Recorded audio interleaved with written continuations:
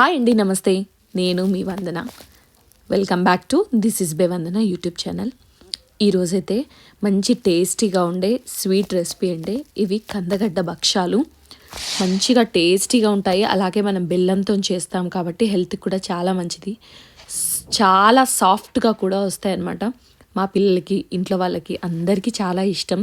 Sweet potato అదే అండి, కందగడ్డ ఇదే సీజన్లో వస్తుంది కాబట్టి ఇప్పుడు మంచి గడ్డ మంచిగా ముదిరిన తర్వాత దొరుకుతుంది.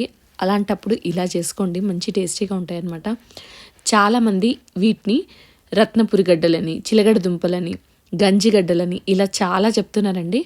మాది కరీంనగర్ వైపు మేము వీటి కందగడ్డలు అని అంటాము.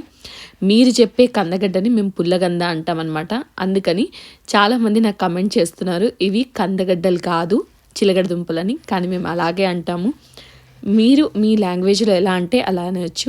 ముందుగా ఈ కందగడ్డలను అయితే నేనైతే వాటర్లో వేసి ఒక 2 సార్లు మంచిగా కడిగిన తర్వాత, మట్టి అంతా పోయిన తర్వాత వాటిని కుక్కర్లో ఒక విజిల్ తీసుకున్నానండి. అప్పుడు ఇలా మెత్తగా ఉడికిపోతాయి అన్నమాట. మిశ్రమం సాఫ్ట్గా రావడానికి మాత్రమే నేను కుక్కర్లో ఉడికించానండి. మీరు కావాలంటే ముక్కలుగా కట్ చేసి విడిగా కూడా ఉడికించుకోవచ్చు. ఇలా వచ్చిన వాటికి పైన పొట్టంతా తీసేసి లోపల ఉన్న గుజ్జును మాత్రం తీసి పక్కన పెట్టుకోవాలండి. ఈ పైన పొట్టంతా మీరు కంపోస్ట్లో యాడ్ చేసేసుకోవచ్చు. ఈ గడ్డలన్నిటినీ సపరేట్గా వేరొక బౌల్లో తీసుకోవాలండి. వీటికి కాస్త వాటర్ ఉన్నాయి కాబట్టి ఆ వాటర్ అంతా తీసేసి ఈ కందగడ్డల్ని స్మాషర్తో కానీ లేదా చేతు శుభ్రంగా కడుక్కున్న తర్వాత ఇలా చేత్తో కానీ మెత్తగా వీటిని నలిపేయాలండి. అప్పుడు ఉండలు లేకుండా చూసుకుంటూ మనం వీటిని స్మాష్ చేసేస్తే సాఫ్ట్గా వచ్చేస్తాయి. అక్కడక్కడ ఉండలున్నా కూడా చిన్నగా అవి మనం బెల్లం పానకంలో వేసినప్పుడు కరిగిపోతాయి. మనం స్మాష్ చేస్తాం కాబట్టి మంచిగా మిక్స్ అవ్వడానికి. ఇలా చేసిన కందగడ్డ మిశ్రమాన్ని పక్కన పెట్టేసి ఇప్పుడు వేరొక గిన్నె తీసుకొని దాంట్లో 1.25 కప్పు గోధుమ పిండి, 1 కప్పు మైదా పిండి రెండింటిని తీసుకొని నేనైతే ముందుగా జల్లడ పట్టుకుంటున్నానండి. ఇందులో ఎలాంటి దుమ్ము కానీ చిన్న పురుగులు కానీ ఏ ఉన్నా కూడా ఇలా జల్లడ పడితే తెలిసిపోతుంది. కాబట్టి నేను ఏ పిండి అయినా మనం వాడే ముందు ఖచ్చితంగా జల్లడ పట్టుకుంటాను. అలాగే పట్టుకోవాలి కూడా, ఎందుకంటే పిండిలో ఉన్న పురుగు ఏది మనకు సరిగా కనిపించదు. డైరెక్ట్గా మనం వేసేస్తే తెల్ల పురుగు వచ్చే ఛాన్స్ ఉంటుంది. కాబట్టి ఖచ్చితంగా జల్లడైతే పట్టేసుకోవాలి. తర్వాత దీంట్లో కొద్దిగా ఉప్పు వేసి మిశ్రమాన్ని కొద్దిగా వాటర్ వేసుకుంటూ మనం చపాతీ పిండి కలుపుకుంటాం కదా, దానికంటే కొద్దిగా సాఫ్ట్గా కలిపించుకోవాలండి. మనం నార్మల్గా భక్షాలు చేస్తాం ఏ పండక్కైనా, దాని పిండి కన్సిస్టెన్సీ ఎలా సాఫ్ట్గా వస్తుందో సేమ్ దీన్ని కూడా అలాగే సాఫ్ట్గా రావాలండి. అప్పుడే మనం భక్షాలు చేసినప్పుడు పిండి కాస్త వదులుగా ఉండడం వల్ల ఈజీగా సాగిపోతాయి అన్నమాట. లేదు అనుకుంటే మీరు చపాతీ పిండి కన్సిస్టెన్సీలో చేసినప్పుడు రొట్టెల పీట మీద చేయాల్సి వస్తుంది, కొంచెం హార్డ్గా ఉంటుంది. కాబట్టి ఇలా అయితే మనం చేతితో ఈజీగా చేసేయచ్చు. అలాగే ఈ పిండి మిశ్రమాన్నిలోకి ఒక 2 టేబుల్ స్పూన్ల ఆయిల్ని వేసి నేను అరగంట వరకు నానబెట్టి పెట్టుకున్నానండి. ముందుగా మనం తీసి పెట్టుకున్న కందగడ్డ మిశ్రమం నాకు ఇలా 2 బౌల్స్ వచ్చిందండి. ఈ 2 బౌల్స్ వచ్చాయి కాబట్టి ఈ 2 బౌల్స్ మిశ్రమాన్ని నేను పక్కన పెట్టేశాను. వీటికి సరిపడా బెల్లాన్ని తురుముకుందాం. ఇప్పుడు బెల్లం తురుముకున్న తర్వాత ఆ బెల్లాన్ని మనము ఇప్పుడు పాకంలాగా పట్టేసుకోవాలండి. చిక్కటి పాకంలాగా కాకుండా, అంటే తీగ పాకం కానీ లేదా ముదురు పాకంలాగా కాకుండా మామూలుగా ఉండాలండి. ఈ 2 కప్పుల కందగడ్డ మిశ్రమానికి నేను 1.25 కప్పు బెల్లాన్ని తీసుకుంటున్నానండి. స్వీట్ ఎక్కువగా ఇష్టపడని వాళ్ళు 1 కప్పు తీసుకుంటే సరిపోతుందండి.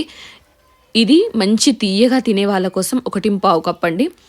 దాంట్లో కొద్దిగా వాటర్ వేసి బెల్లం మొత్తం కరిగిన తర్వాత ఇలా పైన నురుగా వచ్చిన తర్వాత కాస్త యాలకుల పొడి, అలాగే కాస్త నెయ్యి కూడా వేసుకోవాలండి. వీటితో పాటుగా మనం ముందుగా తీసి పెట్టుకున్న కందగడ్డ మిశ్రమాన్ని ఇందులో వేసి మంచిగా కలుపుకోవాలి. ఇక్కడ మనము ఎంత మంచిగా కలపగలిగితే మిశ్రమం అంత బాగా కలుస్తుంది. అలాగే ఈ మిశ్రమం వాటర్లో అంటే చక్కెర పానకంలో కరుగుతుంది కాబట్టి ఇక్కడ ఏదైనా చిన్న ఉండల్లాగా ఉన్నా కూడా మంచిగా మిక్స్ అయిపోతుందండి. అందుకని చూసుకుంటూ మంచిగా ఉండలు అన్నీ కలిసిపోయేలాగా మంచిగా కలుపుకోవాలన్నమాట. ఎంత బాగా అంటే అంత దగ్గరికి వచ్చిన తర్వాత మనకు ఎక్కడా కూడా ఇది కందగడ్డ అని తెలియకుండా ఉండాలన్నమాట. అంతవరకు మంచిగా మిక్స్ చేసేసి పాకం అంతా దగ్గరికి వచ్చేంత వరకు చూసిన తర్వాత పడ్డాక కాస్త నెయ్యి కూడా యాడ్ చేసుకోవాలండి. మంచి టేస్ట్ వస్తుంది ఇలా నెయ్యి యాడ్ చేసుకోవడం వల్ల. అలాగే ఈ ముద్ద మనము ఇలా పైకి స్పూన్తోని పట్టేస్తే కిందికి జారకుండా ఉండాలి. అప్పుడు మాత్రమే వీటి ఉండలు మంచిగా వస్తాయన్నమాట. మనం ముద్దలాగా చేసినప్పుడు మనం లడ్డు ఎలా అయితే చేస్తామో అలా ఉంటుందన్నమాట. అలా వచ్చేంత వరకు మనం కలుపుకోవాలి, దగ్గరగా చేసుకోవాలి. చూసారా, స్పూన్ పైన నేను ఇలా నిలబెట్టి ఉంచిన నేను రాల్చే వరకు కూడా ఈ మిశ్రమం రాలట్లేదు. అప్పుడు ఇది పర్ఫెక్ట్గా ఉంది అని. ఇది కంప్లీట్గా చల్లారేంత వరకు పక్కన పెట్టేసేయాలండి. ఇంత వేడి మీద మనము ముద్దలు కట్టలేము కాబట్టి పక్కన పెట్టేసి చల్లారిన తర్వాత చేతికి కాస్త నూనె రాసుకుంటూ లేదా నెయ్యి రాసుకుంటూ మనం వీటిని ఇలా లడ్డులాగా చేసి పెట్టుకోవాలండి. ఒక ప్లేట్లో తీసి పెట్టేసుకోండి. అన్నిటినీ లడ్డులాగా చేసేసుకొని ఇలా చేసుకోవడం వల్ల మనము భక్ష్యాలు చేసేటప్పుడు ప్రాసెస్ మనకు ఈజీగా అనిపిస్తుంది. అలాగే చూసారా ఎంత సాఫ్ట్గా కనిపిస్తుంది, ఎక్కడ కూడా ఉండలు లేకుండా. ఇలా ఉంది అని అంటే మనకు మధ్యలో కందగడ్డ పూర్ణం పర్ఫెక్ట్గా ఉంది అని. ఇప్పుడు ముందుగా నానబెట్టి పెట్టుకున్న ఈ పిండి ముద్దను కూడా ఒక 10 నిమిషాల వరకు మంచిగా కలుపుకోవాలండి. అప్పుడు ఈ నూనెలో అది సాఫ్ట్నెస్ మంచిగా వస్తుంది. కలపడంలోనే ఏ పిండి అయినా సాఫ్ట్నెస్ రావడము అలాగే పల్చగా రావడం కూడా ఉంటుందండి. ఇప్పుడు దీంట్లో ఒక చిన్న ముద్ద తీసుకొని దాన్ని ఇలా నేను పల్చగా ఒత్తుకుంటున్నాను. దీనికోసం నేనైతే ఇక్కడ ఆయిల్ ప్యాకెట్ని వాడుకుంటున్నానండి. లేదు అంటే ఏదైనా కవర్ని కూడా మీరు శుభ్రంగా కడిగిన తర్వాత వాడేసుకోవచ్చు. మధ్యలో పూర్ణం పెట్టేసి సేమ్ మనం భక్షాలు ఎలాగైతే చేస్తామో అదే ప్రాసెస్లో చేసేయాలండి. ఇలా ముద్దను తీసి మళ్ళీ కాస్త పైన ఎక్సెస్గా ఉన్న పిండిని తీసేసి కొంచెం ఆయిల్ రాసి ప్రెస్ చేసేస్తే ఈజీగా మనకు పూర్ణం బూరెల్లాగా వచ్చేస్తాయన్నమాట. సేమ్ ఇవి మేమైతే భక్ష్యాలు అంటాము, కొంతమంది పోలేలు అంటారు. ఎవరి లాంగ్వేజ్లో వాళ్ళకి చాలా రకాల పేర్లు అయితే ఉంటాయి. ఇవైతే మేము కందగడ్డ భక్ష్యాలనే అంటాము. వీటిని ఇలా ప్రెస్ చేసేసుకొని స్టవ్ ఆన్ చేసి ఒక చపాతీ పెనం పెట్టేసుకొని ఆ చపాతీ పెనం పైన మనం వీటిని కొద్దిగా ఆయిల్ కానీ నెయ్యి కానీ వేసేసుకొని కాల్చేసుకోవాలి. రెండు వైపులా మీడియం టు హై ఫ్లేమ్లో పెట్టేసి చాలా టేస్టీగా ఉండే ఈ కందగడ్డ భక్ష్యాలు అయితే ఇలా రెడీ అయిపోతాయి.